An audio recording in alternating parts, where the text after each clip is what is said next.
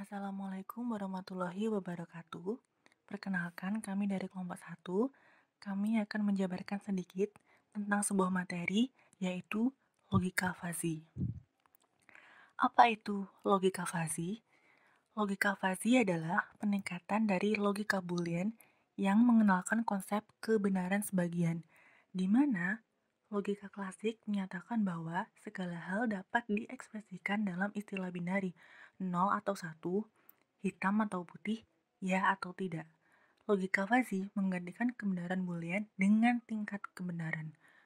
Logika fazi ini memungkinkan nilai keanggotaan antara 0 dan 1, tingkat keabuan, dan juga hitam dan putih dalam bentuk linguistik.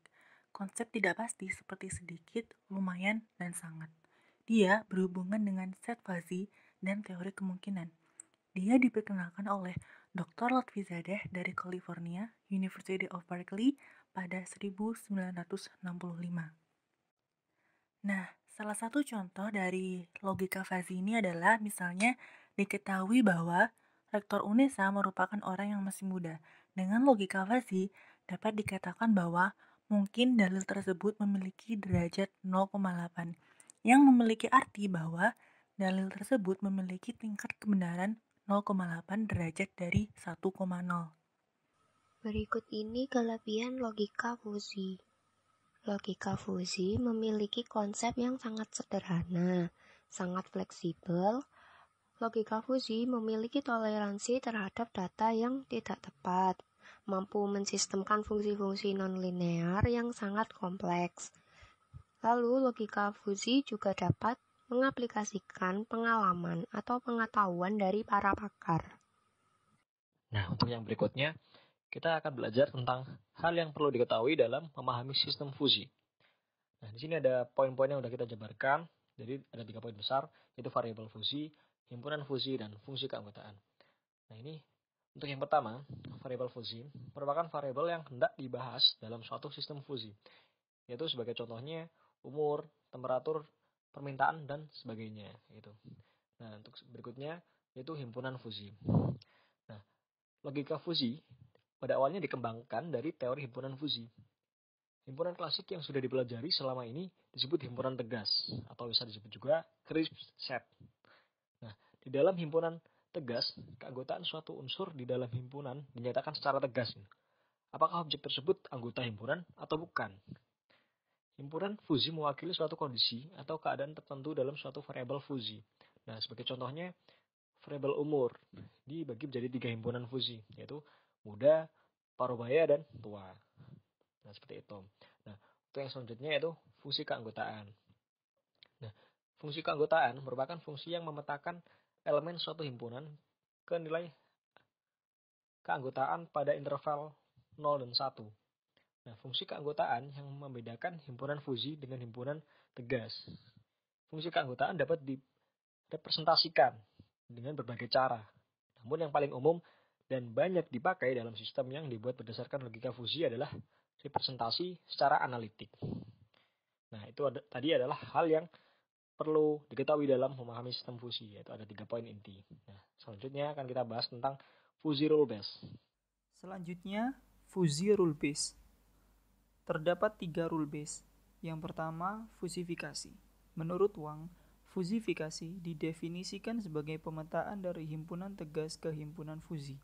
Kriteria yang harus dipenuhi dari proses fusifikasi antara lain, semua anggota pada himpunan tegas harus termuat dalam himpunan fuzi. Tidak terdapat gangguan pada input sistem fuzi yang digunakan, juga harus bisa mempermudah perhitungan pada sistem fuzi.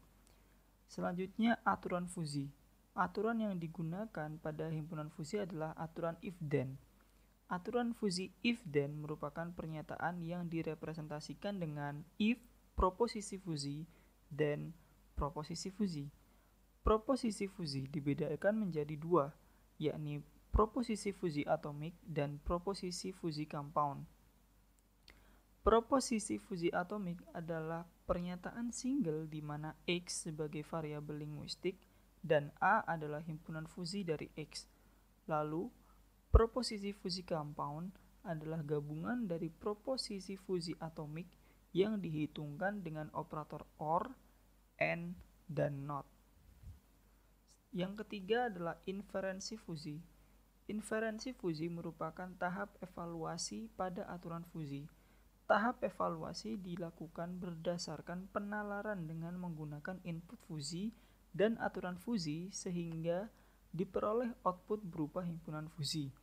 Berikut dijelaskan macam-macam fusi, yaitu metode Mamdani, Tsukamoto, dan Sugeno yang sering digunakan dalam berbagai penelitian. Macam-macam inferensi fusi. Yang pertama yaitu metode Mamdani.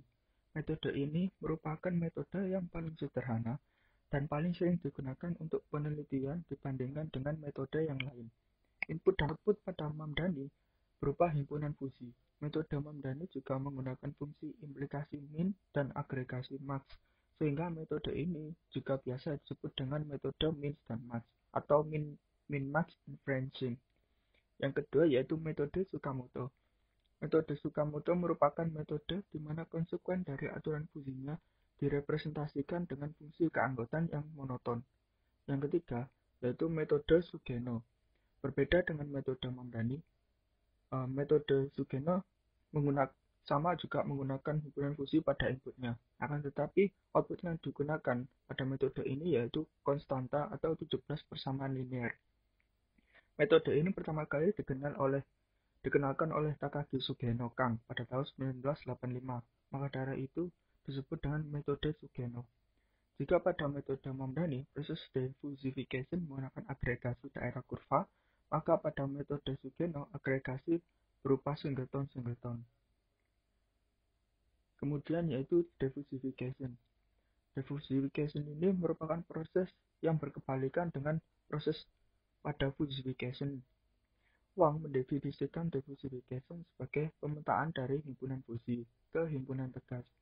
Himpunan fusi yang dimaksud di sini adalah hasil output yang diperoleh dari hasil inferensi.